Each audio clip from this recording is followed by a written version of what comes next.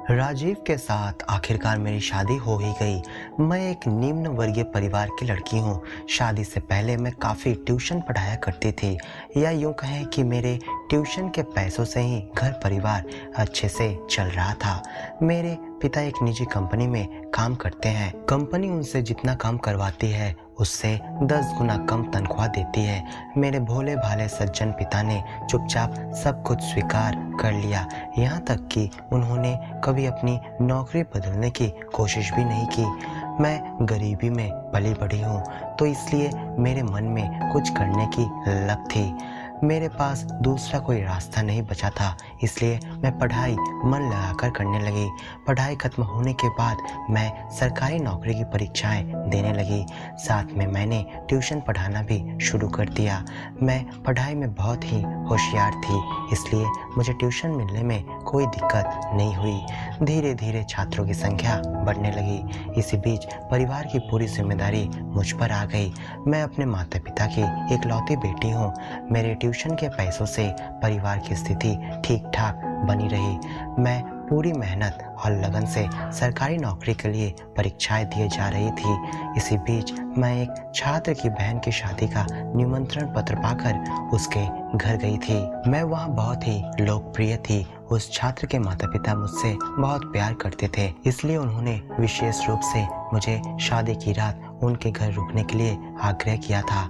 मैं उनकी बात को टाल नहीं सकी और वहां रुक गई। शादी की रात वहां पर मेरी मुलाकात छात्र के जीजाजी के एक दोस्त राजीव से हुई।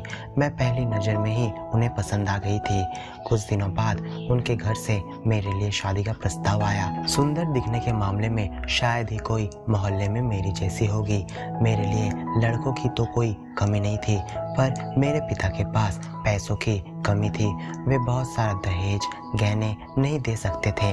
राजीव ने तो मुझे वहाँ एक ही नज़र में देखकर पसंद कर लिया था। दिखने में राजीव बहुत हैंडसम था, पेशे से इंजीनियर, अच्छी नौकरी करता था, अपना घर था, माँ बाप का इकलौता बेटा।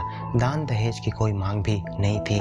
माँ बाबूजी ने तो ऐसा सुयोग वर देखने के बाद और कुछ नहीं सोचा, लेकिन मैंने अपनी आपत्ति माँ के सामने जाहिर की। और कुछ दिन आप रुक नहीं सकती हैं माँ? मुझे पूरा विश्वास है कि मैंने जितनी मेहनत से सरकारी नौकरी की परीक्षाएं दी हैं, उनमें से एक न एक नौकरी मुझे मिल ही जाएगी। आप कुछ दिनों के लिए ये शादी टाल दीजिए। मैं माँ को समझाने की पूरी कोशिश करती रही। माँ ने मुस्कुराते हुए कहा, बेटी तू तो शादी के बाद भी नौकरी कर सकती है, इतना अच्छा रिश्ता छोड़ना ठीक नहीं होगा। तू तो देख ही रही है कि तेरे बाबूजी भी अब उस स्थिति में नहीं है कि तेरे लिए दान दहेज का बंदोबस्त कर सके। जितने भी रिश्ते तेरे लिए इसके पहले देखे थे, वो सब तो इसलिए कट गए क्योंकि तेरे बाबूजी तेरी शादी ऐसे लड़के से करना चाहते हैं जो कि तेरे पैसों से नहीं बल्कि तेरे गुणों से प्यार करे। अब तो इस रिश्ते के लिए मना मत कर बेटी। मेरी मान, राजीव बहुत ही अच्छा लड़का है, तुझे वो खुश रखेगा। नौकरी तो शादी के बाद भी कर सकती है। मैं जानती हूँ कि राजीव के माता पिता इसमें कोई आपत्ति नहीं करेंगे। माँ की बातों से मैं भी सहमत हो गई। मुझे अब कोई आपत्ति नहीं थी, बस मुझे तो केवल थोड़ा समय चाहिए था। अंत में मैंने अपने माता पिता के आग्रह पर इस शादी के लिए हामी भर दी। शादी के महीने भर के अंदर ही सासू माँ ने घर गृहस्थी का सारा बोझ मेरे सिर पर लाद दिया और बोली, देखो बहू, मैंने इस घर परिवार को लंबे समय तक संभाला है, अब मुझसे कोई काम नहीं होता। अब मैं इन कामों से छुट्टी चाहती हूँ। तू तो इतने दिनों में सब कुछ देखकर समझ ही गई होगी कि किस तरह से काम करना है। आज से मैं छुट्टी ले रही हूँ इन कामों से। मुझ पर तो जैसे आसमान टूट पड़ा था। सारा दिन घर का काम करते करते मुझे विश्राम का समय ही नहीं मिल रहा था। मैं तो जैसे एक मशीन बनकर यहाँ काम कर रही थी। मैंने अपने सभी ट्यूशन क्लासेस सुबह के बदले शाम को शिफ्ट कर लिया। सास ससुर ने इसका भी विरोध किया।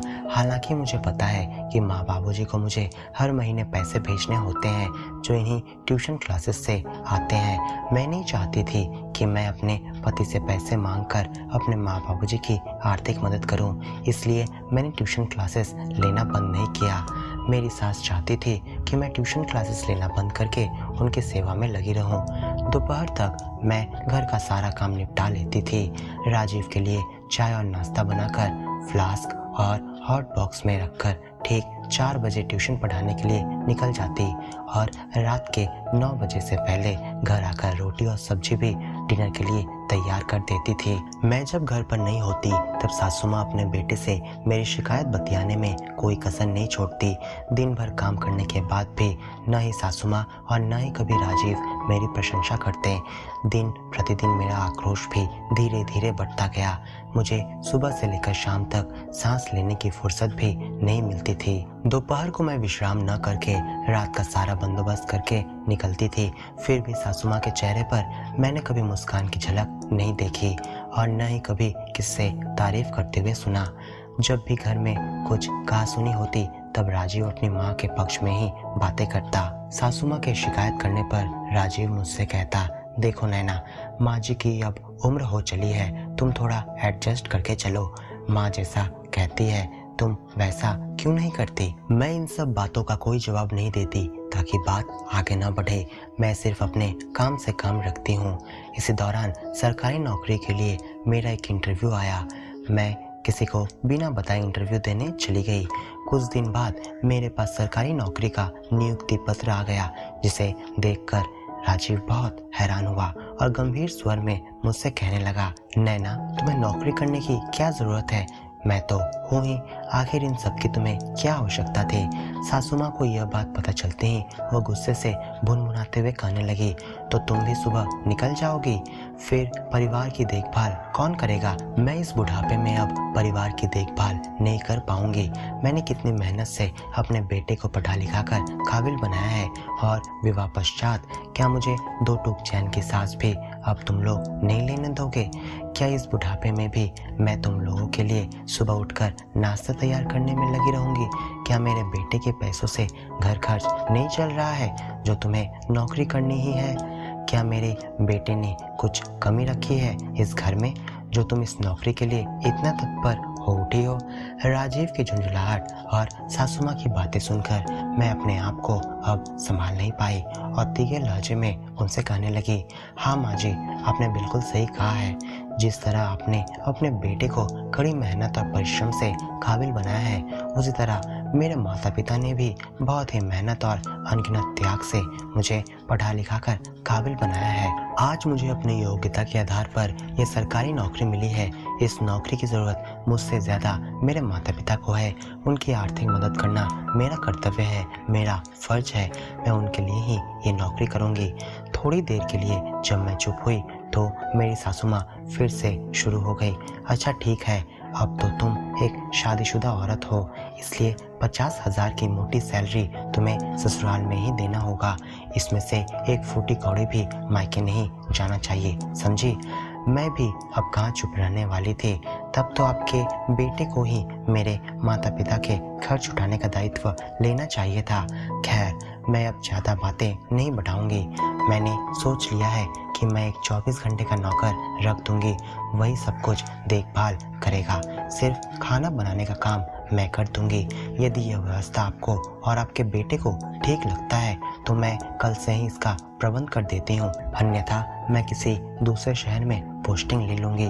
तुम शादीशुदा औरत होकर दूसरे शहर में अकेली रहोगी, यह बात तुमने कह भी कैसे दी? आपने ये सोच भी कैसे लिया कि मैं अकेली रहूंगी? मेरे मम्मी पापा अभी तक जीवित हैं, क्या मैं उन लोगों को अपने पास नहीं रख सकती? राजीव गुस्से से अपने कमरे में चला गया और सासू माँ वहीं मुंह लटकाए बैठी रही।